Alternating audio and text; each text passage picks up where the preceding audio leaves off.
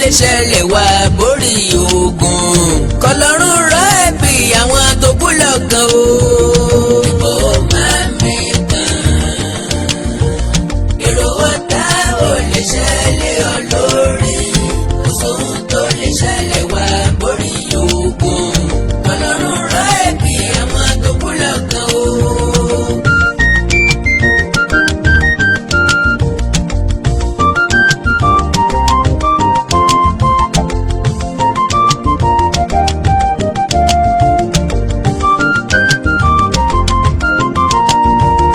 omíyalé àbúrò mi ó mà ga Lady K ìfẹ́ Olúwa ẹ má mọ̀ pa ó ẹsẹ̀ ó sí nínú gàfẹ́ràn ìlú ẹni tó dá èyí wò kó níjèrè o.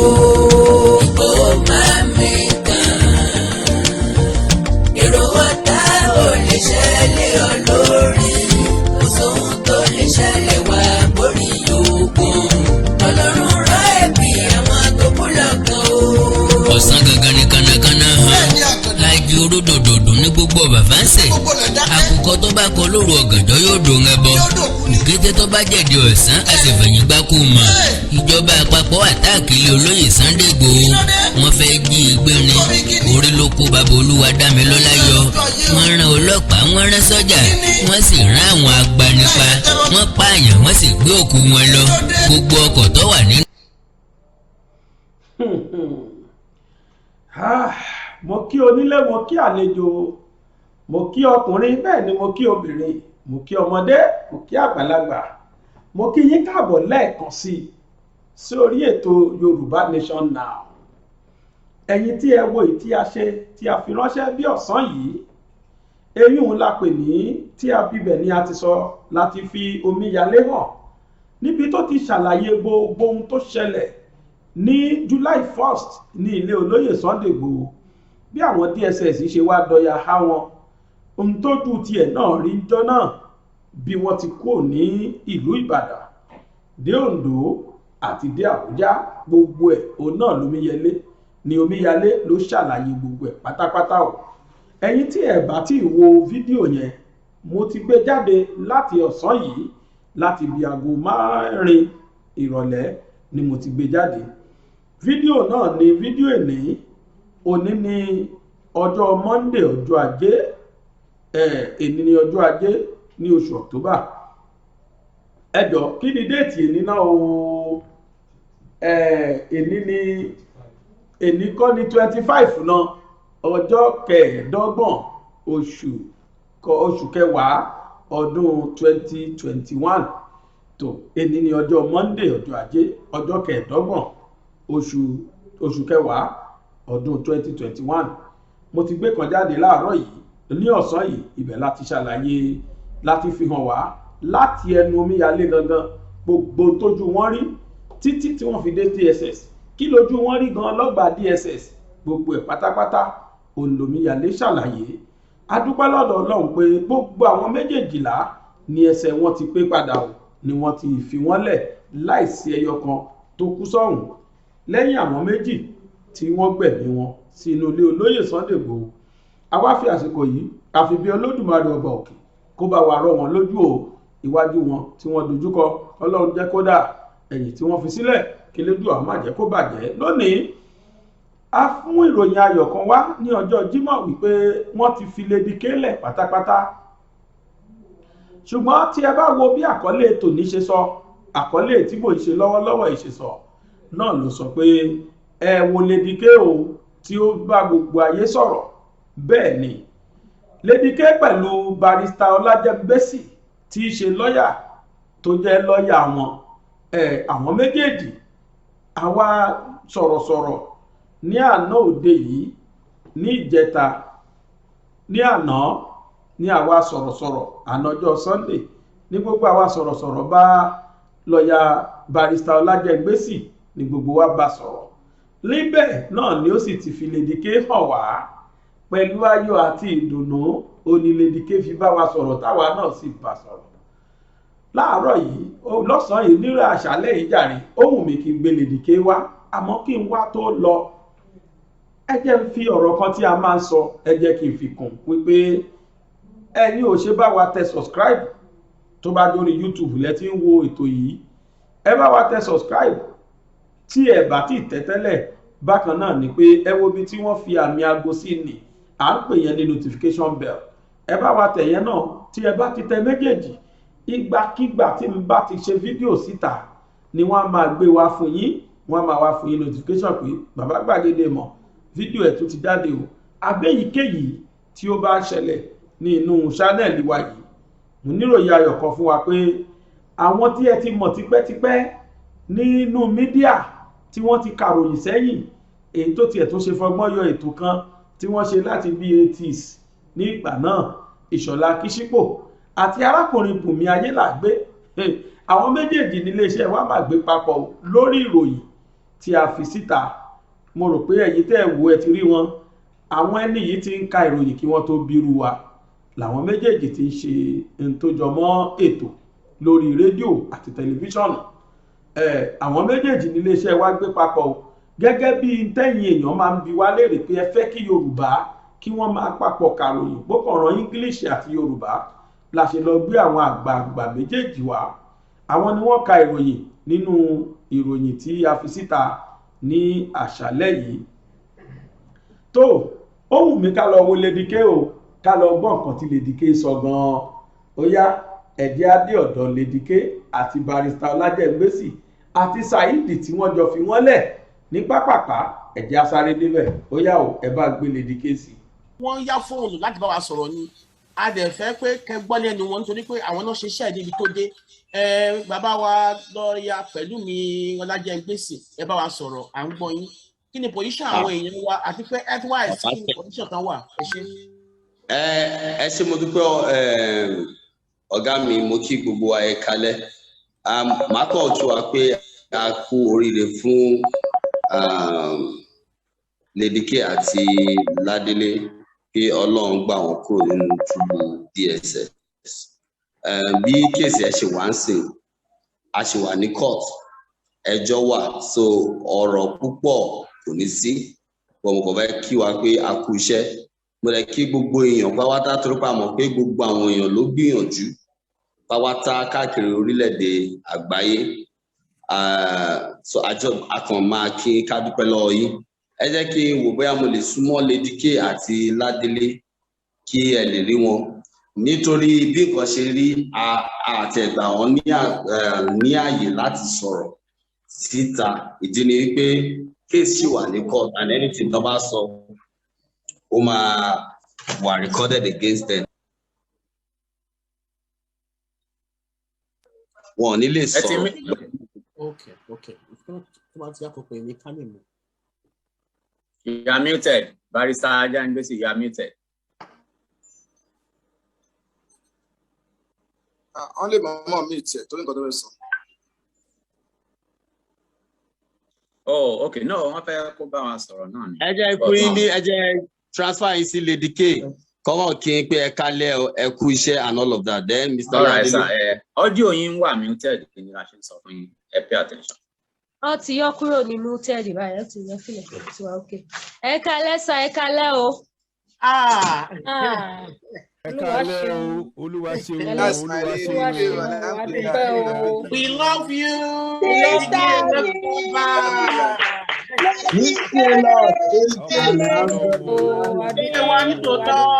Lady K, you are a champion, you are a winner forever. Champion, you are a winner.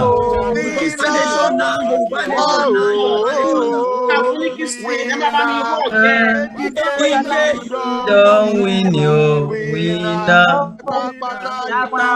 Win forever.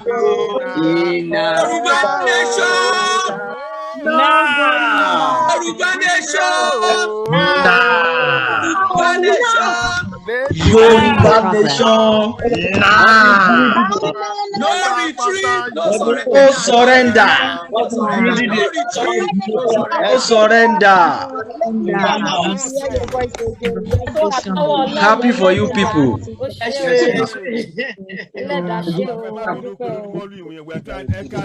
Ẹ̀yin èèyàn wa. Aládélé. Ọmọ. Lady K adúpẹ́ lọ́wọ́ Elédùmarè ẹ káàbọ̀ ọba adẹ́dà ṣẹ̀dá ẹ kú ìrìn ọba tó máa ń rínú ẹ̀dá adúpẹ́ nínú ẹ̀dá bá ṣe rí lóbi ẹ̀dá ṣe máa yàn adúpẹ́ o.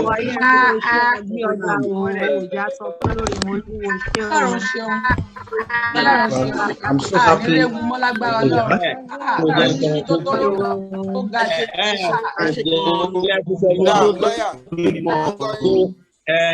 Èmi ti lọ nìyẹn. Ẹ ṣé gan-an ni. Mo wà ní pé kí n sọ fún wọn. Ẹ ṣé. Ẹ ṣé gan-an ló wá fún ṣe.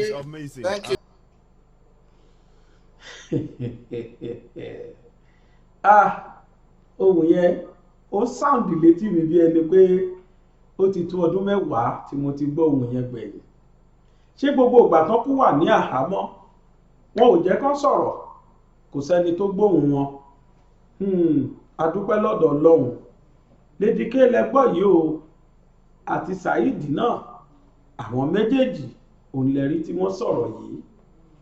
Adúpẹ́ lọ́dọ̀ Ọlọ́run ẹlẹ́dàá. Ní agbára Ọlọ́run láìpẹ́ nígbà tí wọ́n bá dé finally a ó fojú ara wa rí wọn torí gbogbo wa máa tó pè wọ́n torí program wọn á bá wa sọ̀rọ̀. Bá a ti ṣe pé omíyalé wá tó wá sọ tójú rẹ̀ rí á pè Lady K náà wá àti Saheed táwọn náà wá sọ̀rọ̀ ohun tójú tiwọn náà rí. Adúpẹ́ lọ́dọ̀ Ọlọ́run. Ẹ̀yin ọmọ Yorùbá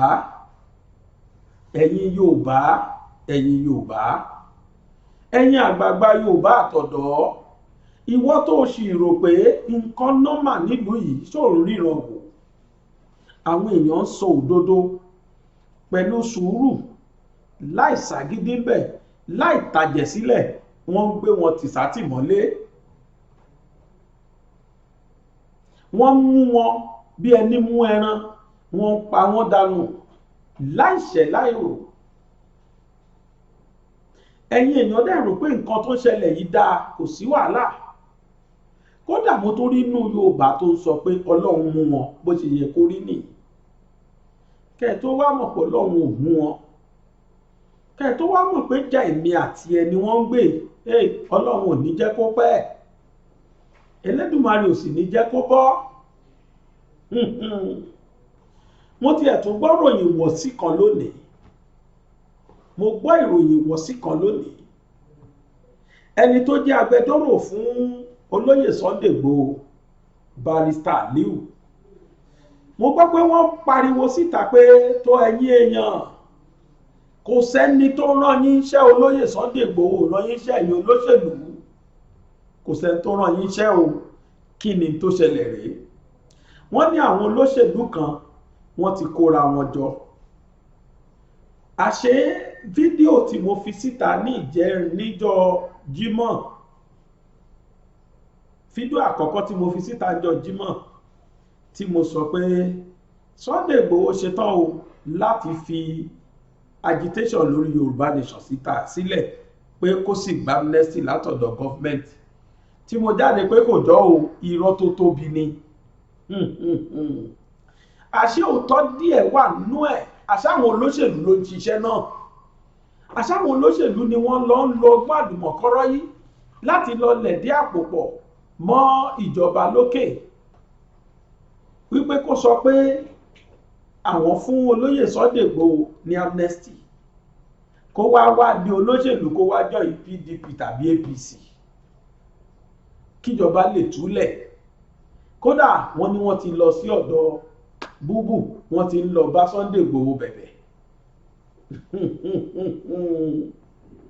pé kí olóyè Igboho fi agitation sílẹ̀ fún òun ò ṣe mọ́ pé kó máa bọ̀ nídìí òṣèlú. Eléyìí ló ta sí Ọlájẹ́ngbésílẹ̀ ló ta sí Aliu Lotí ẹni tó jẹ́ agbẹjọ́rò fún olóyè Sunday Igboho ló fi ń pariwo síta pé olóyè ò rán ẹnikẹ́ni níṣẹ́ o kò mọ nǹkan kan pa ẹ̀. Kò ní kẹ́nikẹ́ni lọ bóun bẹ̀bẹ̀ l'Àbújá kò dẹ̀ ṣetán láti ṣòṣèlú o. Ọ̀rọ̀ yìí jẹ́ nǹkan tó pa mí lẹ́rìn gidi. Ẹ̀dá ò la fẹ́ fi tíátà ṣiṣẹ́ lẹ́nà nídìí àwọn olóṣèlú yìí.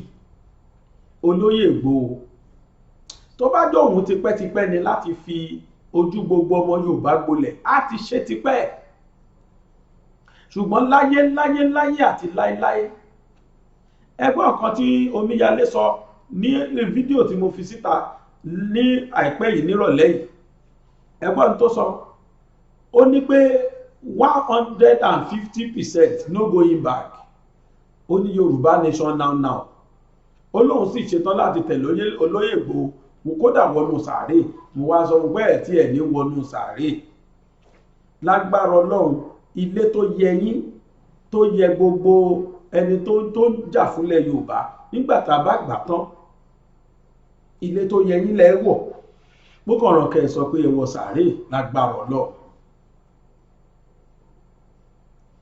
in tó ń ṣẹlẹ̀ rèé ọ̀nà àlùmọ̀kọ́rọ́ tí wọ́n tún fẹ́ gbà rèé nígbà tí wọ́n pa tí wọ́n rí pé kò kú tí wọ́n tà á tí wọ́n rí pé kò tọ́ wọ́n wá tún wá wò pé tó dẹ̀ tún dáa jù nísìn ó ní káwọn tún lọ gbọ̀nà àlùmọ̀kọ́rọ́ yìí káwọn fẹ́ fa olóyè Ìgbòho wọ inú òṣèlú ṣé ẹ̀gbọ́n tó wí ni ó ní kódà kó ku ẹ̀mí kan lẹ́nu òun ó ní ilẹ̀ Yorùbá lòun fẹ́ jà fún tó bá nídìí òṣèlú yín ni á ti ṣe tipẹ́ olóyè Ìgbòho ò ṣetán o láti fi ojú gbogbo ọmọ Yorùbá mílíọ̀nù àìmọye mílíọ̀nù ọmọ Yorùbá káàkiri ayé kò ṣetán láti fojú wọn gbolẹ̀ ẹni nìyẹn ẹlẹ́ẹ̀kejì tó tún pa mí lẹ́rìn tí mo rí ni pé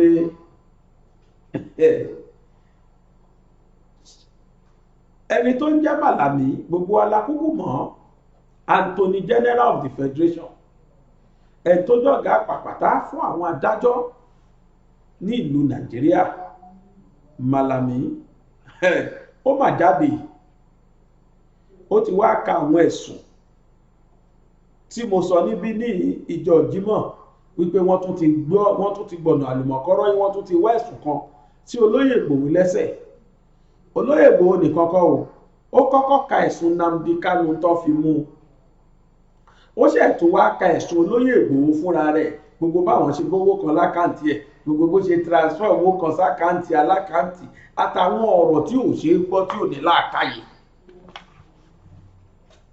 àtàwọn ọ̀rọ̀ tí ò mú làákàyè lọ́wọ́ nígbà téèyàn bá wò sùnsùnsùnsùn tó ní olóyè Ìgbòho lọ́hùn olóyè Ìgbòho wá ń fìnánsì àwọn Boko Haram olóyè Ìgbòho ó ń bí fìnánsì àwọn terrorist ṣó ṣe é gbọ́ sétí olóyè Ìgbòho tó jẹ́ pé ọ̀tá àwọn Boko Haram ọ̀tá àwọn terrorist ni tó bá jẹ́ pé ó ń fìnánsì wọn tó nífẹ̀ẹ́ wọn kí ló wá ń jà fún gbà yẹn ṣé bí tó ń jà fún ni wípé dandan àwọn ẹni gbọ́dọ̀ fìlú àwọn sílẹ̀ ṣóun náà ló tún máa gbẹ̀yìn máa wá sponsor lẹ́yìn gbogbo tó tí wọ́n pa fún Nnamdi Kanu tán ní kóòtù òtán dẹ̀ tó wá sọ sí ní wípé olóyè Ìgbòho àti Nnamdi Kanu àwọn méjèèjì wọ́n mọ̀ nípa terrorist ẹgbọ́n kan tí Màlàmí sọ bó ṣe sọ kò dùn lẹ́nu tèmi ṣùgbọ́n ẹgbọ́n gan dáadáa lẹ́nu Màlàmí fúnra rẹ̀ mò ń bọ̀ náà. Nnamdi Kanu, the self-acclaimed leader of indigenous people of Biafra, IPOB, has been at the center of a subversive campaign against the Nigerian state. Consequently, Nnamdi Kanu was arrested on the 14th day of October 2015. He was charged to court for treasonable felony, among other crimes. He was granted bail by the Federal High Court Abuja on the 25th day of April 2017, which bail he eventually jumped and fled abroad. While in self-exile, Nnamdi Kanu intensified a subversive campaign using online Radio Biafra to instigate violence and incite members of the IPOB to commit violent attacks against civil and democratic institutions, particularly the security personnel, Independent National Electoral Commission, INEC, and civilians. He instigated the destruction of public and private properties across the country. As a result of these criminal activities, IPOB was proscribed and designated a terrorist organization by a federal high court sitting in Abuja, pursuant to an order made on the 20th September 2017. Despite the proscription of IPOB by the federal government, Nnamdi Kanu continued the subversive campaign, instigating and inciting broadcasts to direct members of IPOB to launch attacks on government and public institutions, among others, which resulted in loss of lives and properties. The EndSARS protest of October 2020 played into the sinister plans of Nnamdi Kanu, whereby he seized the protest through subversive and inciting online broadcasts and actively commanded and directed attacks on security personnel and facilities. As a result of these broadcasts, members of IPOB attacked and killed security personnel and burnt down police stations, correctional centers, INEC offices, bus terminals, the palace of Oba of Lagos, banks, hospitals, shopping malls, and vehicles, amongst others. On 12th December 2020, Eastern Security Network, ESN, was formed by Nnamdi Kanu as an armed wing of IPOB with the mandate to advance the nefarious agenda of the outlawed group. ESN continued to launch attacks on security personnel, civilians perceived as enemies, as well as destruction of private and public properties. The destructive activities of IPOB, ESN pose serious threats to Nigeria's national security and its corporate existence, which resulted into re-arrest of Nnamdi Kanu and members of his group. The destructive activities of IPOB, ESN, which indeed pose serious threats to Nigeria's national security and its corporate existence, had indeed eventually resulted in the arrest of Nnamdi Kanu precisely in June 2021, and some members of his group led to the inauguration of a presidential ad hoc committee comprising 24 members drawn from Federal Ministry of Justice, Federal Ministry of Information, Nigeria Police Force, Department of State Services, National Intelligence Agency, NIA, and indeed Defense Intelligence Agency, DIA. The committee, ladies and gentlemen, was inaugurated by the President and the Commander-in-Chief of the Armed Forces, Federal Republic of Nigeria, Muhammadu Buhari, DCFR, which committee was headed by the Attorney General of the Federation and Minister of Justice. The essence of this press conference is to intimate Nigerian public of the fact that the committee had indeed submitted its report, and the committee, among others, finds as a fact that consequent upon the instigating directives of Nnamdi Kanu, members of IPOB ESN carried out massive attacks on democratic institutions, especially INEC facilities, with a view to hampering democratic process in Nigeria. These attacks that were carried out between October 2020 and June 2021 include the following. 1. That acting on the instigating directives of Nnamdi Kanu, IPOB members and NSAS protesters attacked and killed many security agents, destroyed several public and private properties, including police stations, public transport buses, and other facilities across the country. 2. That on 21st October 2020, Nnamdi Kanu, through an online call-in radio program, Radio Biafra, further instigated IPOB members to burn down all police stations and kill government security forces, which was carried out, and several security personnel, especially police officers, were killed and public and private properties destroyed. 3.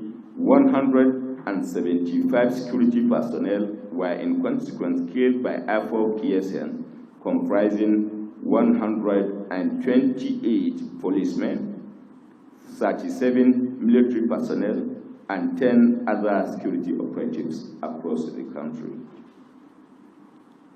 4. Killing of prominent Nigerians. Recently, there were gruesome killings of traditional rulers, Obi-Wan of Okodo Autonomous Community, Eze and Anayochukwu, Dure and Eze Samson Osunwa of Ihebi-Niore Autonomous Community, as well as the killing of Alhaji Ahmed Golak on 30th May 2021. That as a consequence of Nnamdi Kanu's broadcast, there were 19 attacks on INEC facilities that resulted in the destruction of offices as well as burning of 18 INEC logistical vehicles, several election materials, equipment, and ICT gadgets in Abia, Akwa Ibom, Anambra, Cross River, Enugu, Ebonyi, and Imo states. 6. That 164 police stations and formations, including police headquarters Owerri, Imo State, were attacked by IPOB ESN, leading to the deaths of 128 policemen, as stated in 3 above. 144 injured, while 628 vehicles were destroyed. The 396 firearms and 17,738 ammunition were carted away during the IPOB ESN attacks. 8. That there were 3 IPOB ESN attacks on Nigerian Correctional Service, including the headquarters of Nigeria Correctional Service Owerri, Imo State, where 1,841 inmates escaped. 9.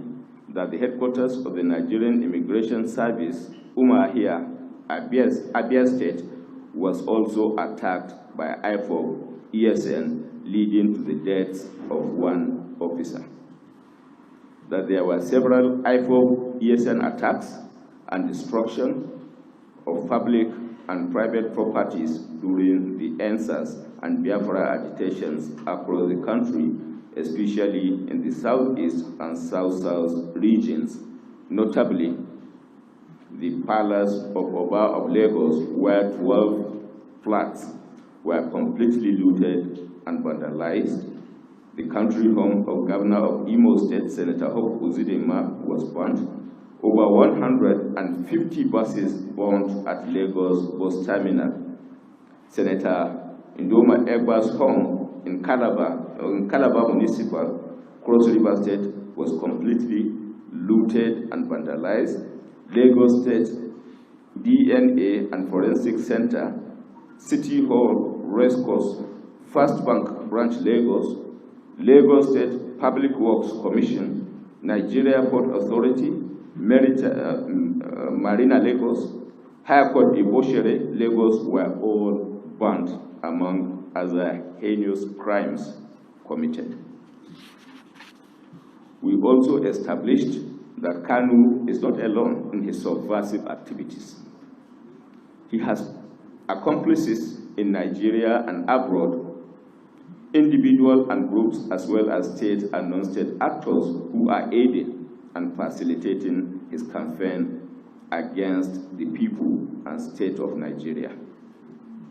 Some of the state actors aided Kanu even as a fugitive in his destructive mission, ignoring the terrorist nature of his activities.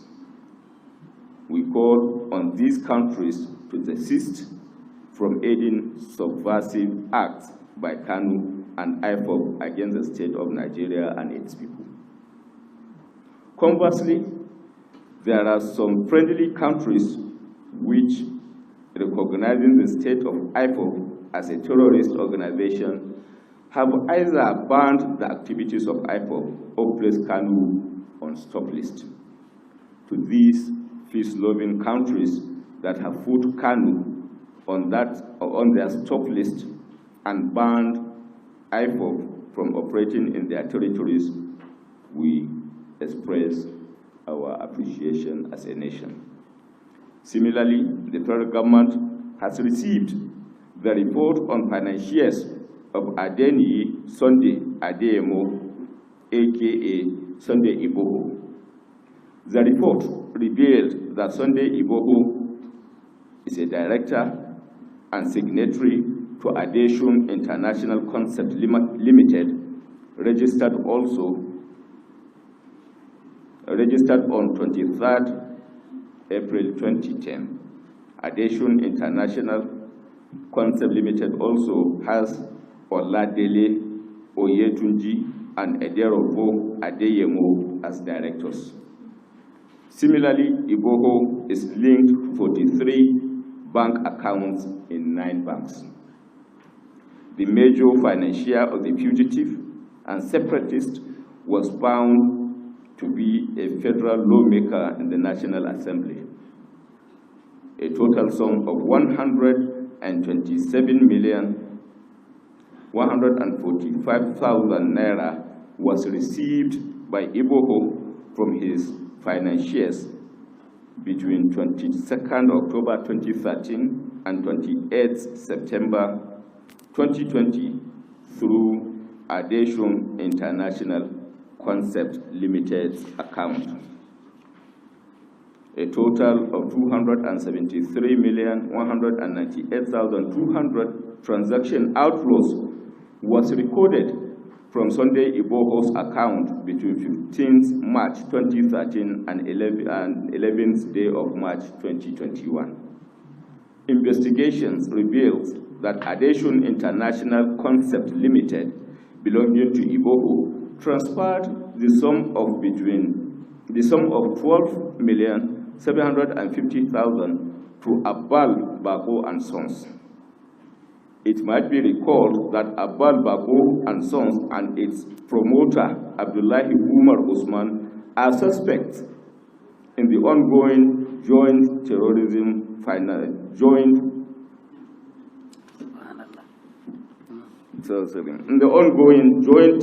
financing investigation. Abdullahi Umar is by way of financial transactions also connected to Suraju Abubakar Muhammad, who was sentenced, for your information, to life imprisonment in United Arab Emirates on charges of financing terrorism, Boko Haram. This report shows the nexus between separatist agitation, terrorism financing, and disruption of peace in the country. The report found connections of financial transactions between Adeshun International Concept Limited belonging to Iboho and some construction companies and businesses, among others. Having received the reports, the federal government remains resolute in its determination to have a peaceful Nigeria. The federal government will do the needful within the context of the legal provisions in ensuring that the matter is given the deserved attention and those found guilty will be made to face the wrath of the law. This press briefing is intended to provide an update of what the federal government is doing within the context of the fight against terrorism, and you will be kept informed as further events unfold. Ilẹ̀kẹ̀ pọ̀ ń gbó kí ṣọ̀gbó tó yan kele láàyò ọ̀pọ̀ igi ní ń bẹ ní gbóká tó fi gé ọmọ gbẹ́gbẹ̀dù ilé ìwé Calvary tí ń bẹ ní arepo ọ̀gá ni kọ́ń láwùjọ òkúta mọ́gbà kákọ́ ọmọ ní ìmọ̀ ẹ̀kọ́ ìwé tó yanrantí tí ò lábùlà àní tẹ̀gọ́ ní ẹ̀ ilé ìwé Calvary ní ẹjẹ́ àgbé fún o yàrá ìkówé sí tó kún fọ́fọ́ fún ojúlówó ìwé yàrá àṣedọ́rawò tó ní àwọn irinṣẹ́ ìgbàlódé tí ìmọ̀ ìjìnlẹ̀ bíbá yàrá ìkàwé tí ń pe ọmọ wá kàmí dánwò ńlọ́bì ìyá ọ̀kẹ́rẹ́ àyè ìgbaniwọlé ń bẹ sí àwọn yàrá ìkàwé bíi ìwé ń derí àbá òṣòfò nursery primary girama kékeré tòun girama àgbà ìjọba lù ló ń tẹ̀ gbà Calvary Group of Schools ń bẹ ní 125 Calvary Avenue Pipeline Arepo ìjọba ìbílẹ̀ Ọbáfẹ́mi Owódé ìpínlẹ̀ Ògùn ìkànnì ìbánidọ́rẹ̀ẹ́ wọn rèé o @School Calvary tàbí ìkànnì tọrọ yín léka wọn www.calvarygroupofschools.com ẹ̀rọ ìbánisọ̀rọ̀ tẹ́lẹ̀ kàn sí rèé 08164335641 tàbí 07039884475 Calvary Group of Schools, trust in God.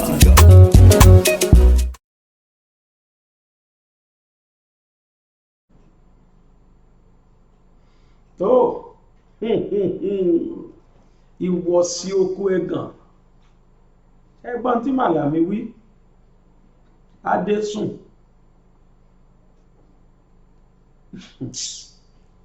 Adéyẹmọ Sunday Adésùn ẹjọ́ ṣé tí irú yẹn bá wà bó ṣe tó yẹn kó má ní àkáǹtì rárá fún bísínẹ́sì tó ń ṣe ìsìn ni wọ́n ṣẹ̀ṣẹ̀ wá rí pé àwọn kan wà tí wọ́n jẹ́ terrorist kódà nígbà tí Dubai dìdí dárúkọ àwọn tí wọ́n jẹ́ tí wọ́n sponsor terrorist ní Nàìjíríà mo rántí dáadáa pé wọ́n bi ẹni tó jẹ́ special adviser olóyè Fẹ́mi Fálànà Fẹ́mi kí ló jẹ́ wọ́n bi léèrè gbà yẹn wípé kí ni ó rí sí àwọn orúkọ tí wọ́n dá yìí arákùnrin sọ pé àwọn ò rẹ́dí o oníjọba àwọn ò rẹ́dí láti máa tọpinpin àwọn ẹni tí Dubai dárúkọ wọn nígbà yẹn wọn ò tí ì ronú wípé àwọn lè tibẹ̀ mú Ìgbòho Fẹ́mi Adésínà ni mo fẹ́ rántí ṣùgbọ́n nígbà tó yá ń kọ́ nísìn wọ́n ṣẹ̀ṣẹ̀ wá ronú sí pé àwọn lè mú Ìgbòho túrùn tó ẹ wo eré ọmọdé ni ẹ jẹ́ kó kò dínkù torí pé rí ọmọdé pápátá ni èyí tí wọ́n tọwọ́ bọ̀ yìí kò lè succeed irọ́ ni wọ́n pa oríṣiríṣi nǹkan ni wọ́n dánwò níjọ́ tí wọ́n gbé Nnamdi Kanu exactly nǹkan tó ń ṣe fún Ìgbòho exactly nǹkan tí wọ́n ṣe fún àwọn méjèèjìlá tí wọ́n kó ní ilé olóyè àwọn Lédìkí àǹkó bí wọ́n ṣe deny wọn kọ́ má rí lọ́yà kí wọ́n má kó wọn wọ kóòtù wọ́n ṣe kó wọn wá kóòtù àtòríṣiríṣi jágbajàgba bẹ́ẹ̀ ẹjọ́ níbo ni ọ́fíìsì lọ́yà ebi kóòtù ni tí DSS máa wá dá tó máa dìràká ogun gan bí ẹni pé tẹ́ máa wá yọ̀bọ̀ sí lọ́yà pé kò gbọ́dọ̀ wọnú iléeṣẹ́ tí ń ṣe kóòtù èmi ò rò pó tọ́ o àwọn máa dìràká gan pé kọ́ má wọlé ẹ̀ lè wọlé Barrister Pẹ̀lúmi Ọlájẹ́ngbésì pẹ̀lú Ṣòwòrẹ́ ní ìjọ tí wọ́n gbé Kanu Nnamdi Kanu lọ sí kóòtù tójú àwọn méjèèjì rí àtàwọn lọ́yà mi bẹ́ẹ̀ tójú wọn rí ní ìjọ yẹn kìí ṣe kékeré ní tí wọ́n fẹ́ sọ yìí ni pé wọ́n olóṣèlú kan kódà tó wà nípò ńlá ní Nàìjíríà yìí tó tún jọmọ Yorùbá ni ó pàṣẹ wípé DSS ò gbọdọ̀ jẹ́ káwọn méjèèjì yẹn wọlé. Wọ́n ní lójú àwọn báyìí wọ́n tún pe olóṣèlú yẹn lórí fóònù, àwọn DSS yẹn tó pè wọ́n ló sọ pé fẹ́ flush wọn dànù bí kí wọ́n pa wọ́n ló mìíní pẹ̀lú flush ni o bí kò yé mi nílùú tó lọ́ba tó níjòyè. Ṣẹ́ni táwọn àwọn tẹ́mi wá ń waste time ara mi tí mò ń pèpè kí wọ́n lọ dá sọ̀rọ̀ gbòó, kí wọ́n dá sọ̀rọ̀ àwọn ọmọ Yorùbá ní. Àwọn tó jẹ́ pé ẹnu wọn ti jẹ́ dòdò kò lè sòdodo mọ́ láíláí. Àwọn tó jẹ́ pé wọn ò ṣetán láti fi òdodo lògbésí ayé. Nígbà kan mo gbé sẹ́nétọ̀ kan wá pé House of Reps member láti ìlú Eastern country, East Africa báyìí. Wọ́n di máa yẹn lẹ́nu pé kò gbọ́dọ̀ sọ̀rọ̀ ní house. Ó ní kò sẹ́ni tó bẹ́ẹ̀ nu yín láti tèmi lẹ́nu. Ó jà báyìí gidi fúlùú ẹ̀ ní fún àwọn ọ̀ràn tó ràn wá. Ó ní ẹ̀yà àwọn Kenya ní bí mo ṣe rò. Ó ní ẹ̀yà àwọn ń tà wọn. Ó láwọn East South West náà báyìí ni wọ́n. Ó wá láwọn East, àwọn East ló fìyà jẹ àwọn. President wọn jọmọ East. Ó wá ní àwọn Eastern part of Kenya. Ó níyà tí wọ́n fi ń jẹ ìran àwọn ti tó. Ó ní òun gẹ́gẹ́ bí House of Reps member tí wọ́n rán wá, ó lóun dúró lójú ẹsẹ̀ méjèèjì ló bẹ̀rẹ̀ sí ní tú bí ejò. Mo wá ń pe àwọn tí wá gbà yẹn pé ẹ wò ṣe rẹ́dì láti sòdodo orú tọkùnrin yìí sọ. Ọkùnrin lóhùn kí ẹ̀yin tó ń kàn fóun òun ò ṣe kinní kan. Wọ́n wá ń pe tiwa. Ó ní kí wọ́n fi wọ́n patú tó bá wù wọ́n, so yẹ kó rí bẹ́ẹ̀. Nílùú tó lọ́ba tó níjòyè, irọ́ tí mò ń parí mò ń bọ̀. For that, there's something very important we need to address. In the course of the protest, the police officer, very senior police officer who stopped us with his policemen, said the speaker, Honorable Gbajabiamila, asked that they should stop us. And the man put a call directly to the speaker. I am saying this because the speaker actually occupies a very sensitive and important position in this country. Yes, sir. That Right Honorable Femi Gbajabiamila could ask that the police officers should stop us, order them to stop us from getting to the National Assembly is disappointing. And we want to say this, that this is a huge disappointment on his part, and there's a need for him to apologize to the Nigerian people. Nigerians were protesting peacefully. Is he a man or Igwe? Ben Igwe was standing on behalf of the Commissioner of Police. It's a DCP operation, FCT. The speaker called him in our presence and he said, "I'll flush them away." We are going to hold the speaker accountable for this. Beyond this administration, Femi Gbajabiamila will give explanation for this nonsense. Yes, sir. Thank you very much. And to add to what has been said, it's so sad that the Nigerian police force, whom we the taxpayers are the ones who pay their salary, would have the temerity to try and stop a protest of the Nigerian people. Nigerian youths were killed at Lekki toll gates on 10/20/2020. Till today, no officer has been arrested for this egregious atrocity. And just today, when we try to draw the world's attention to this particular horrendous crime against the Nigerian people, the Nigerian wing of the political class, the military wing of the political class tried to stop us. Well, the people united, as we say, can never be defeated. We had and we achieved more success than we thought we even set out to achieve. I will meet again by 5. I will meet again by 5 o'clock for the cardinal. Let me also add that a rebellion is coming. Nobody will be able to stop. No one can stop. The police will see it and run away. The army will see it and abandon their weapons. Or they will have no option than to join us. So thank you, everyone. And this statement has its roots in the Constitution, which proclaims that the true sovereign are the people of Nigeria, from whom government, through this Constitution, derives all its powers and authorities. So the people sovereign, the people who are the true sovereign, once we say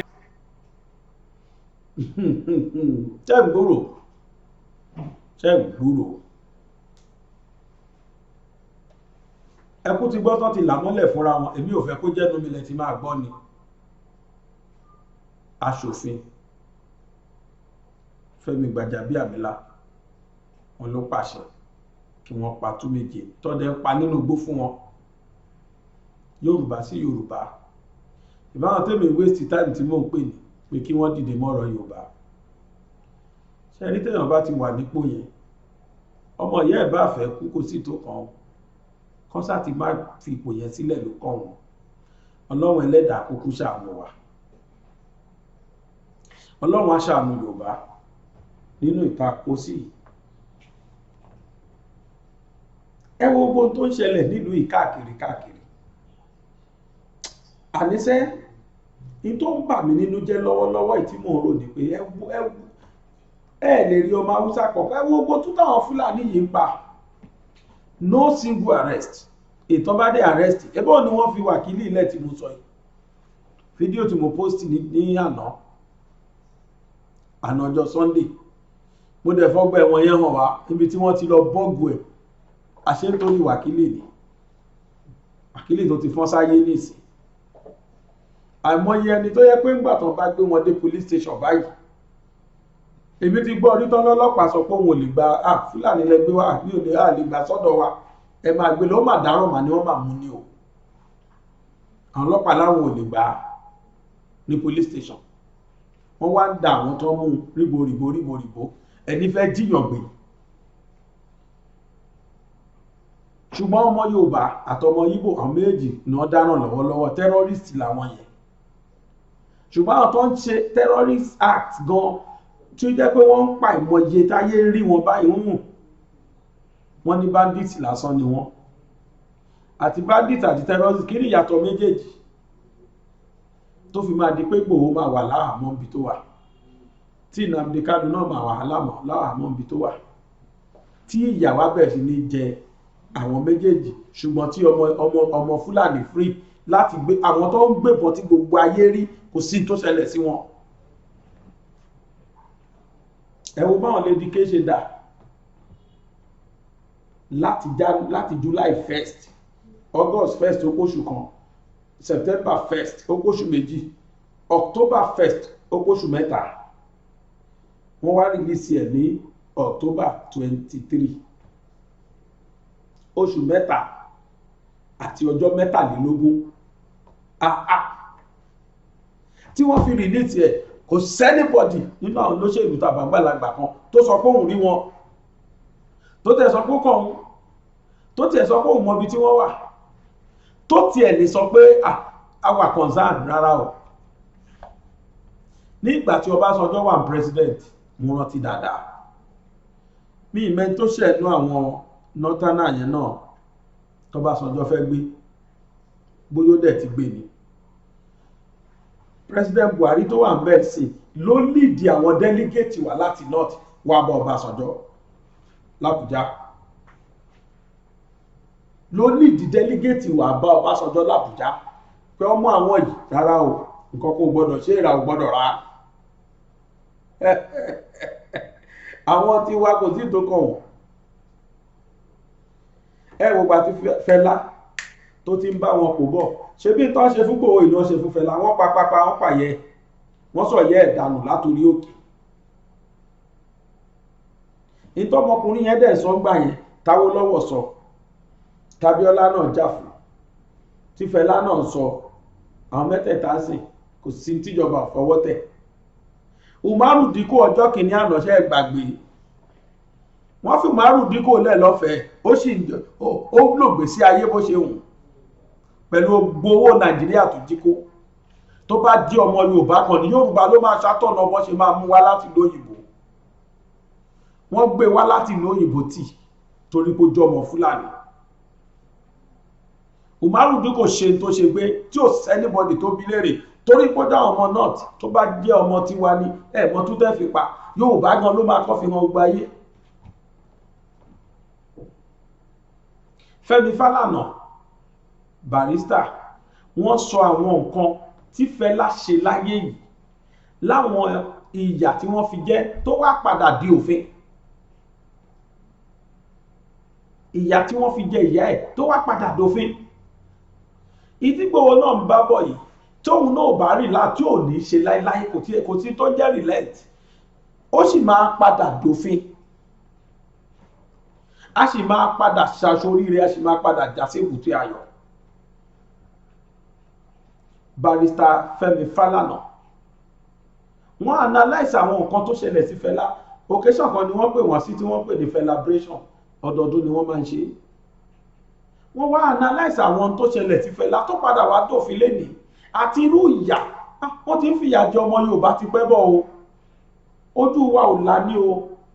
Májàsọ́lá Ìgbòho Ọlọ́run á máa bá ń ṣe dáadáa fún ẹbí tó wà o, lágbára Ọlọ́run á jáde láyọ̀. Òun lọ́lọ́run lò fún wa láti là wá lójúlẹ̀ Yorùbá. Ìyà yẹn ti ń jẹ Yorùbá ti pẹ́ bọ̀ gan tí àti ẹ̀ fura rárá.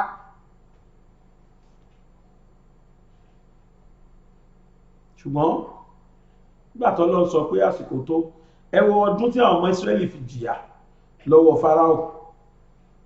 Ṣùgbọ́n gbà tásìkò tó kí ló ṣẹlẹ̀?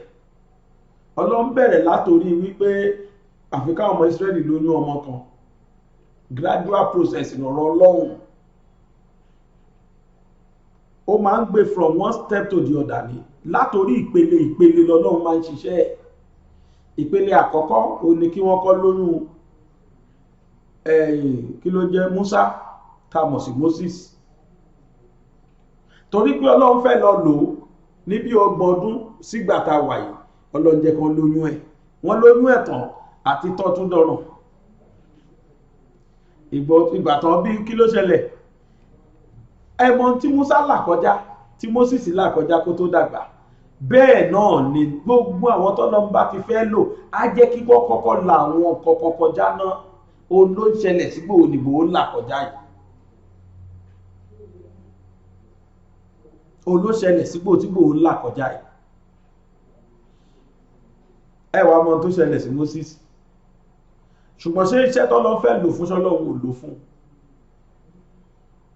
Ó máa ń rí bẹ́ẹ̀ ni bí ẹ kó máa kú sí ṣùgbọ́n kò ní kú sí lágbára Ọlọ́run. Ìyà tí ó jẹ gbẹ̀yìn náà fi jẹ́ yìí. Nígbà tá bá wá gba nation wa tán, a wá máa fi ìyà yìí pàtàn ní agbára Ọlọ́run. Ẹ jẹ́ á gbọ́ Barrister Fẹ́mi Fálànà ká gbọ́ nǹkan tí wọ́n sọ. Ká wo ìgbésí ayé yẹn, ká wo ìyà yẹn tí Fẹlá jẹ, ká gbé wò pẹ̀lú tí Ìgbòho yìí, ká lè mọ̀ pé wọ́n ti ń fìyà jẹ Yorùbá ti pẹ́ bọ̀ gan. Àfúrá ni. Àwọn tó dẹ̀ tó ń ta Yorùbá ọmọ Yorùbá náà ni ló tún ń ta Yorùbá síta. Àwọn tí wọ́n máa ń jẹ́ olórí Yorùbá ni wọ́n máa ń ta Yorùbá. Láṣẹ wà bá ṣe wà yìí. Ní Yorùbá ṣe wà bó ṣe wà yìí. Ẹ wo iye àwọn àgbààgbà tí wọ́n dìde mọ́ Nnamdi Kanu jọ́ tó gbé lọ kóòtù. Former governor, olórí ìlú, àwọn lọ́balọ́ba, ẹ wo àwọn tó dìde mọ́.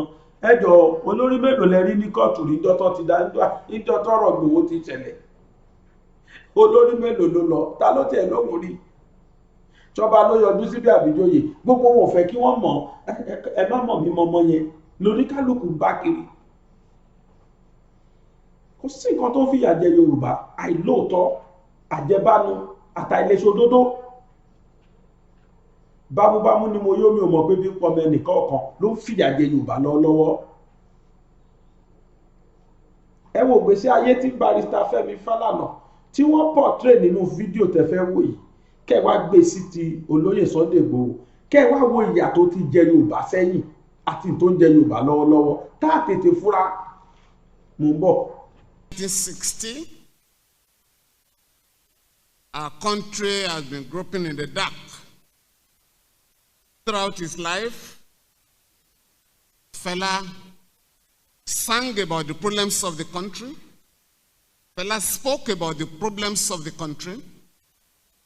And Fela acted about the problems of the country. Between 1980 and 1981, Fela delivered about 60 lectures in different campuses in the country. I'm sure you are all aware of his songs, many of them that are still as relevant as ever before today. When you play some of Fela's records today, you wonder whether he was talking of Nigeria of 2021. But all is not lost with regards to Fela's struggle. And I'm going to explain to you some of the gains we have recorded from Fela's struggle. On one occasion, Fela was captured in his house in Ikeja and taken to Alagmo. And on orders from above, nobody was allowed to visit Fela. But his mother, the late Mrs. Funmilayo Ransom Kuti, went to Alagbon to visit Fela. And the police authority said, no, ma, we are under instructions not to allow anybody to visit him. And Madam Kuti told the police officers, a suspect is entitled to be visited by his lawyers and members of the family. And therefore, I'm going to visit my son. And Madam Kuti will insist on her right. And she was not going to leave Alagmo unless she could be convinced that the law allowed what the police wanted to do. And of course, contacts were made, and of course, she was allowed to visit. Fela was brought out of the cell and allowed to speak to his mother. And Mama, on that occasion, gave him strict instructions on what to do. Why Fela was not to be visited by anybody was because the authorities wanted to take his feces to the laboratory. Because when Fela was arrested in his house, he was arrested and the police claimed that they found a wrap of marijuana in his house. And as Fela was being pushed to the car, he said, where is he? You've come again. You found nothing incriminating in my house, yet you are taking me away. And they say, you mean we found nothing incriminating? He said, yes, what did you find? And the police officer brought out the material, and Fela grabbed it and swallowed it. Evidence destroyed. So for that reason, Fela's feces were meant to be taken to the laboratory. And so Mama warned Fela, for the next 3 days, you are going to feed only on a 40-roll and a small quantity of a bar. And Fela strictly complied with the instruction. And so by the time Fela went to the toilet, not the normal toilet, they would give you a bucket in those days. And the material was taken to the laboratory. Unfortunately for the government, it was negative because the thing had been diluted. But what we have done from that, what we have taken from that, is that today, under the Police Act of 2020, it's now stated very clearly in Section 6 that if a Nigerian is arrested, please note this, on getting to the police station or any other detention facility, the police or the detaining authorities must contact the family or the next of kin. 2, you are entitled to a lawyer of your choice. If you have no lawyer, the police must contact the Legal Aid Council or the National Human Rights Commission to give you a lawyer, even at the police station. Fela fought for that throughout his life. I defended Fela for 15 years. On no occasion did Fela make any statement without insisting on contacting his lawyer. And that is for all of us. Secondly,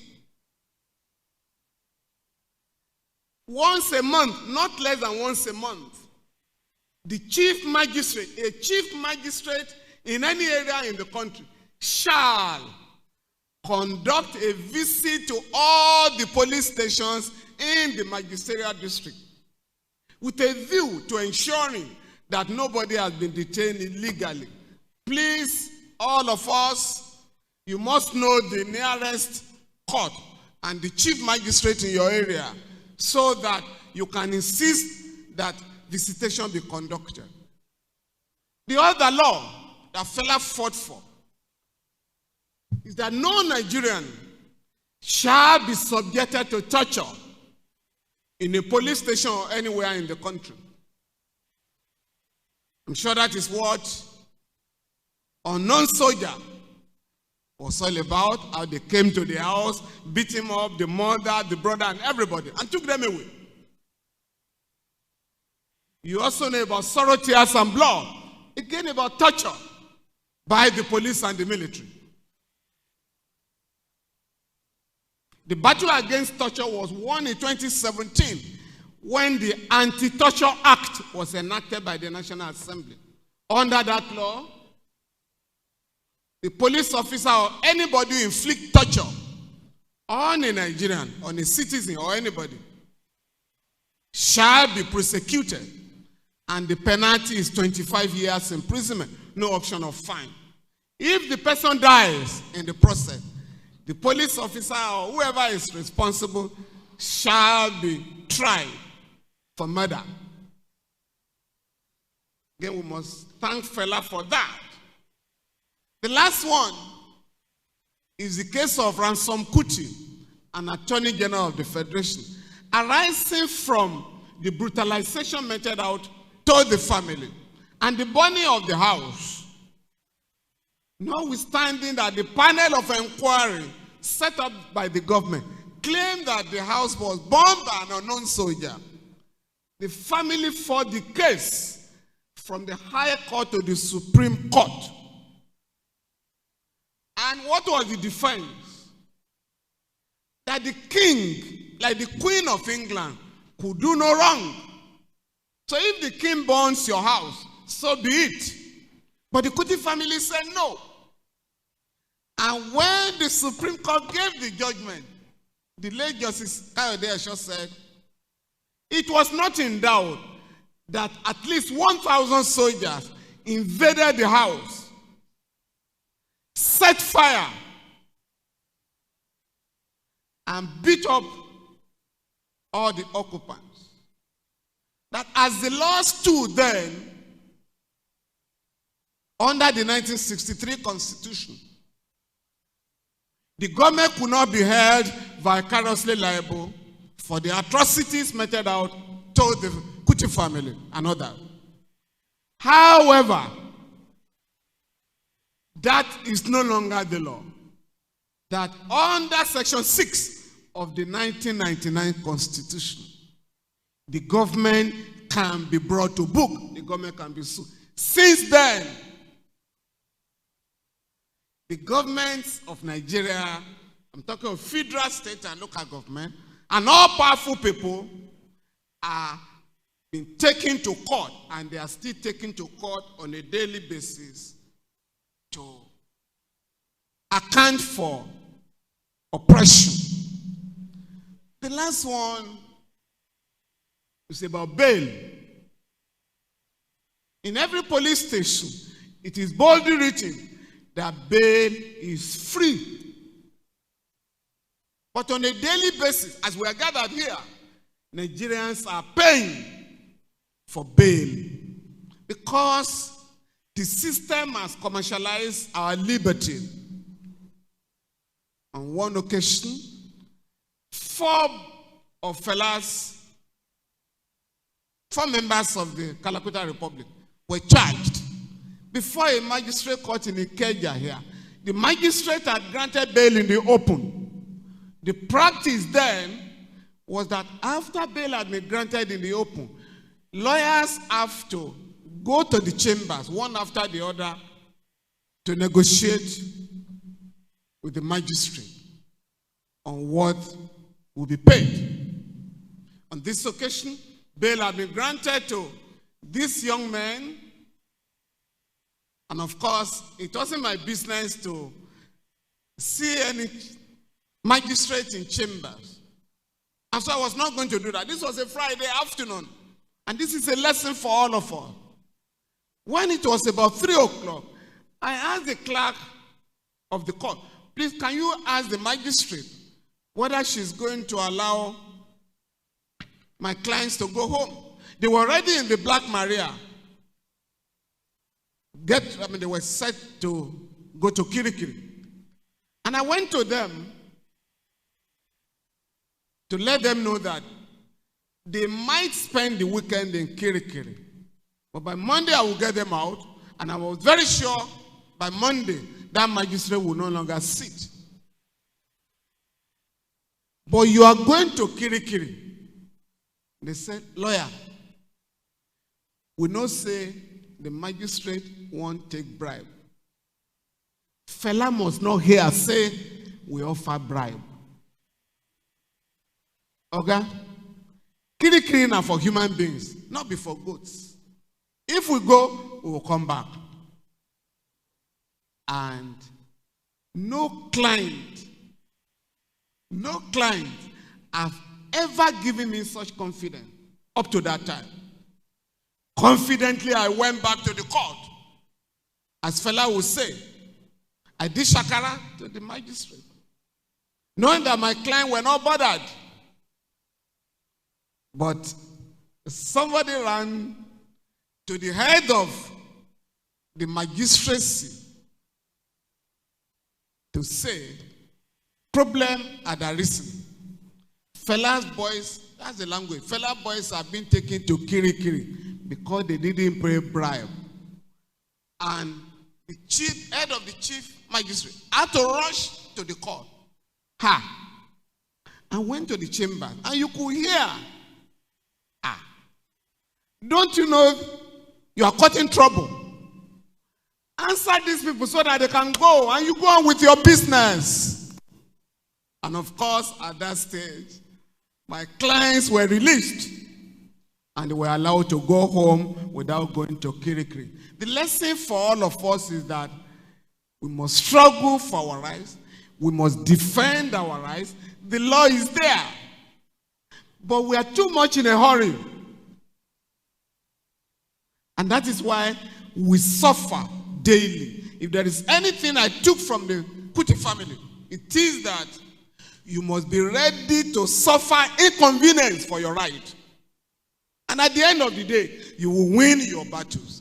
So, while welcoming each and every one of us, I want us to realize that these are reforms that have been carried out in our country, reforms instigated by Fela and other progressive forces in our country.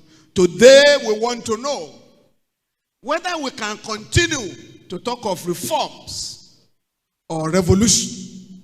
Because there are people who will tell you the crisis confronting us as a nation has reached a boiling point that we need to look for solutions outside the box.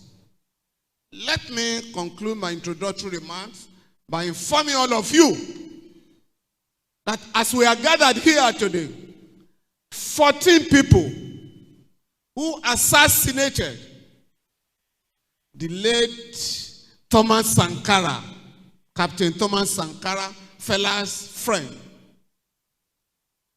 are being arraigned in Ouagadougou for murder.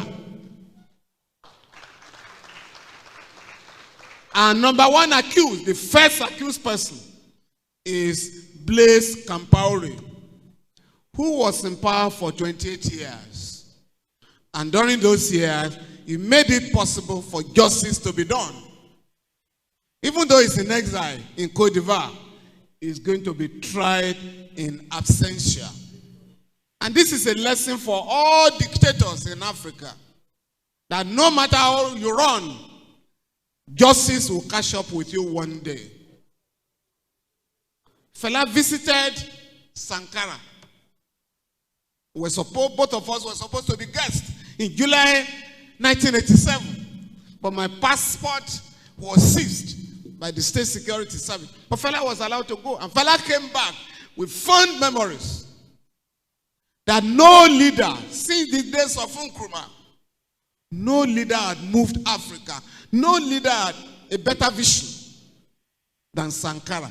And Sankara was talking of revolution.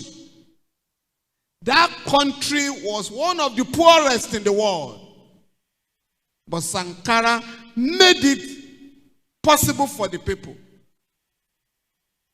to embark on revolutionary transformation of that society. In 4 years, that poor country, landlocked country, never took a loan. It was offered, the country was offered loans. And Sankara said, no, we don't need your loans. Our people are ready to develop our country. Sankara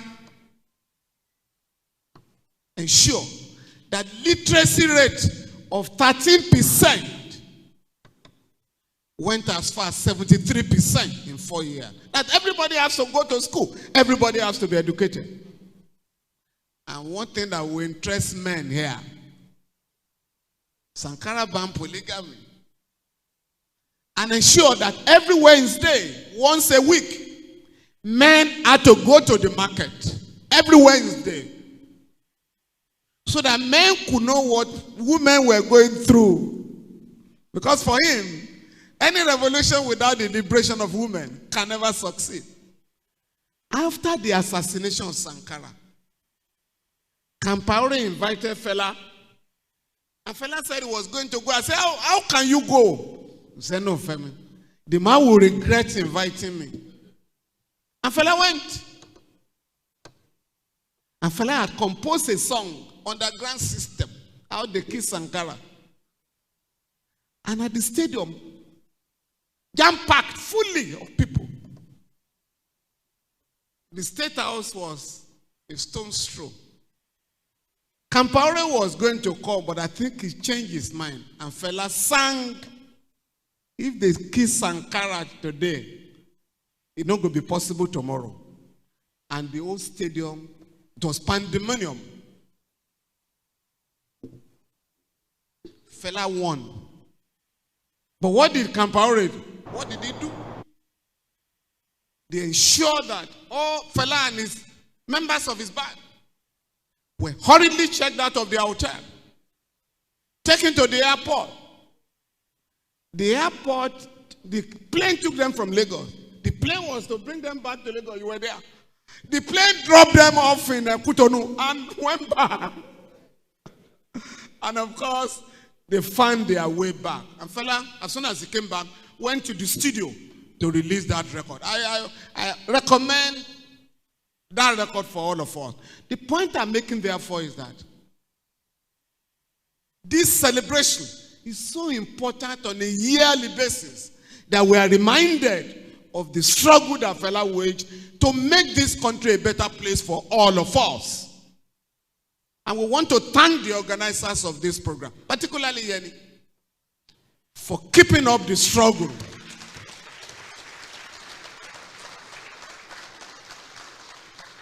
And for our guests, I want to thank you in advance. I know time is of essence for each and every one of you. And I want to assure the audience that at the end of the day, you will have no cause to regret coming here today. Thank you very much. Categories of schools of learning are within our vicinity. Citadel of Learning are in existence today, but Calvary Group of Schools, Arepo, is one in a million. Teaching of students with suitable learning and understanding with excellence. Calvary Group of School is the best choice with a conducive teaching environment. Equipped library with basics books, certified laboratory with modern scientific equipment, conducive attractive teaching classrooms. Give it a trial as it convinces you. Admission is still in progress into these following classes: crèche, nursery, primary, junior secondary school, and senior secondary school. Calvary Group of Schools is a government-approved school situated at number 1 to 5 Calvary Avenue, Pipeline, Arepo, Obafemi Owodo Local Government Area, Ogun State. Calvary Group of Schools mail is school@calvarygroupofschools.com. Admin at calvarygroupofschools.com. Facebook handle at School Calvary. Website address www.calvarygroupofschools.com. Phone numbers 081-6433-5641 or 070-3988-4475. Calvary Group of Schools. Trust in God, building on solid foundation.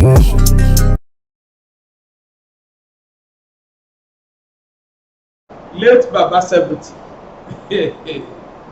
of his blessed memory in tó ṣe òun náà là ń gbọ́ yìí. Ṣé ẹ wá gbé wò pẹ̀lú tìgbò kẹríyà tí Fúlàní ti fi jẹ Yorùbá ti pẹ́, oríṣiríṣiríṣi ni wọ́n dánwò, ṣùgbọ́n òun gbà fún Fẹlá, ó dúró tì wọ́n tìyá rẹ̀ títí tó fi sáájú wọlẹ̀ ni.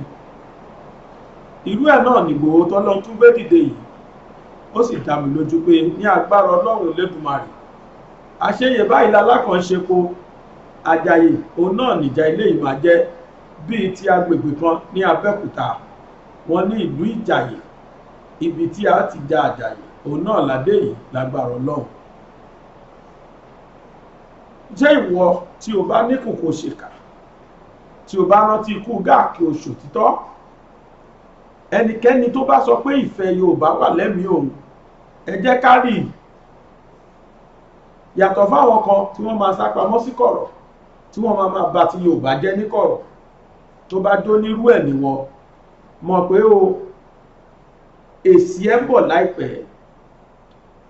Ṣùgbọ́n tó bá jẹ́ tó nífẹ̀ẹ́ lẹ̀ Yorùbá ní ẹ́, tó dẹ̀ fẹ́ kí Yorùbá débùté ayọ̀ láìpẹ́ láì dènà, èsì ń bọ̀ fún wọn náà tó sì dá mi lójú pé èsì ayọ̀ ni.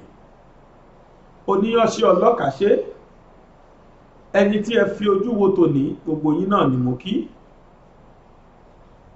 Ẹ jẹ́ àjọ máa ṣe àdúrà tá à ń ṣe fúnlẹ̀ Yorùbá, ẹ má dákẹ́ àdúrà, torí pé ó dá èmi lójú gbangba wípé dídùn lọ́sàn ó so nígbẹ̀yìn. Ó ṣe ọmọ olókùú bẹ́ẹ̀ ni wọn ò ní símọ́ ìyá rẹ̀ láíláí. Gbogbo ẹni tó bá sọ pé kí Yorùbá má délẹ̀ lérí, òun gan ni wọ́n fi ṣètùtù ìlú yìí. Ẹ gbọ́, ní agbára Ọlọ́run ọba á délẹ̀ lérí, á tún ṣe nǹkan ọ̀lérí pàápàá. Kí ni nǹkan ọ̀lérí? Òun náà ni pé kí Yorùbá ó dágbà ohun tí wọ́n ń pè ní freedom, independent Yorùbá nation, ní agbára Ọlọ́run Elédùmarè.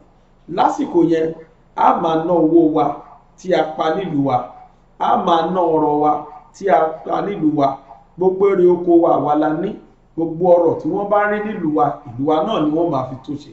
Ilẹ̀ Yorùbá ò ní bàjẹ́ o. Lẹ́ẹ̀kan sí mo tún sọ pé Yorùbá nation now, Yorùbá nation now, Yorùbá nation now ní agbára Ọlọ́run Ẹlẹ́dàá. Tó bí wọ́n bá nífẹ̀ẹ́ sí àgbéléwò tó wò yìí, tí o sì tí subscribe tó ti darapọ̀ mọ́ wa, o sì bá wa tẹ̀ ẹ́. Bákan náà ni pé ẹ wo bí tí wọ́n fi àmì aago sí ni, kí ẹ tẹ̀ yẹn náà. Tí ẹ bá ti ṣe báyìí, ẹ ti dára wa pátápátá nù. Ewo wo gbà tí ètò bá ti ń jáde sí orí ojúwòrán yín níbí, wá máa wá ṣe alamí fún yín wípé ní orí ètò Bàbá Gbàgede Ìmọ̀ TV, ètò kan tó ti jáde síbẹ̀ o.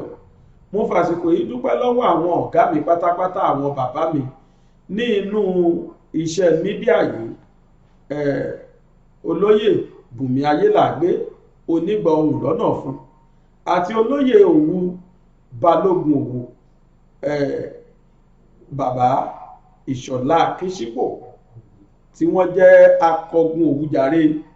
Mo fi àsìkò yìí dúpẹ́ lọ́wọ́ tiwọn náà tí wọ́n fi àsìkò wọn sílẹ̀, tí wọ́n bá wa ṣe ètò ní iléeṣẹ́ Bàbá Gbàgede Ìmọ̀ TV. Ìròyìn tí a kà kọjá àwọn méjèèjì ni wọ́n parapọ̀ ká ẹ̀yin tí ẹ tó jẹ́ pé ẹ ti ń gbọ́ rédíò tẹ̀ ń wo tẹlifíṣọ̀nù níbi 80s àwọn tí mo sọ yìí ẹ rí wọn bẹ̀ tí wọ́n bá sọ tó lóyìnbó bá sọ pé veteran àwọn méjèèjì yìí ni ìkẹta ó tún kún wọn láìpẹ́ lágbára Ọlọ́run gbogbo àwọn tí wọ́n ti ṣàṣeyọrí nínú iṣẹ́ mídíà ó làwa fẹ́ máa gbé padà wá nínú bàbá Gbàgede Ìmọ̀ TV torí pé Gbàgede Ìmọ̀ la pè iléeṣẹ́ yìí wọ́n sì gbọ́dọ̀ máa rí ìmọ̀ kọ́ nínú gbogbo tá a bá ń ṣe ni ìròyìn náà tẹ́gbà tí ìwé padà lọ wò ó òun ní ìròyìn tó jẹ́ pé a ṣẹ̀ṣẹ̀ fi síta lọ́wọ́lọ́wọ́ yìí ẹ lọ wò ó inú tiyín náà ó dùn torí pé ẹ gbóhùn àwọn àgbà ní inú ìròyìn náà ẹ jẹ́ àtúnpàdé ní ọ̀la ní agbára Ọlọ́run èmi ní màá wá o ẹ̀yin náà ní sì máa bá ojú tẹ fi ń wò mí ò ní fọ́ etí tẹ sì fi gbọ́ mi ò ní di lágbára Olódùmarè ọba òkè èmi náà ni ò Aláwìyé Adébáyọ̀ Sàbúrì ọmọ bàbá tíṣà lábẹ́kúta bàbá Gbàgede Ìmọ̀ èmi lọ máa pẹ̀rán lábàjẹ́ ọmọ àtàgbà káṣà ẹ wò máa mẹ́mú ògiri yóò máa do gbòǹgbò ọ̀pẹ kí ni pàkó ọ̀pẹ pé mo ṣe èmi lọ́mọ ẹwú kélé mọ́jà mọ̀rọ̀ ìjẹ̀gbẹ̀sì mo sáìn títí tá a fún pàdé lọ́la ó dàbọ̀.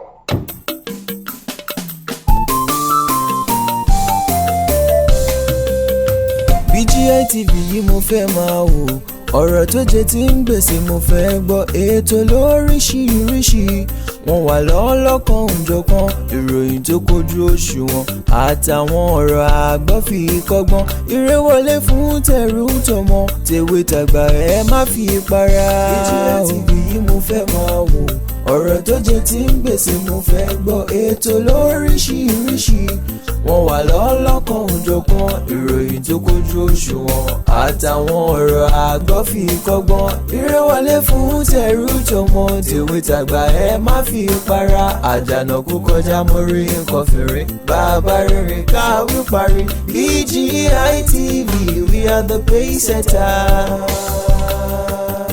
Bàbá Gbàgede Ìmọ̀ tẹlifíṣọ̀n station tí dòde.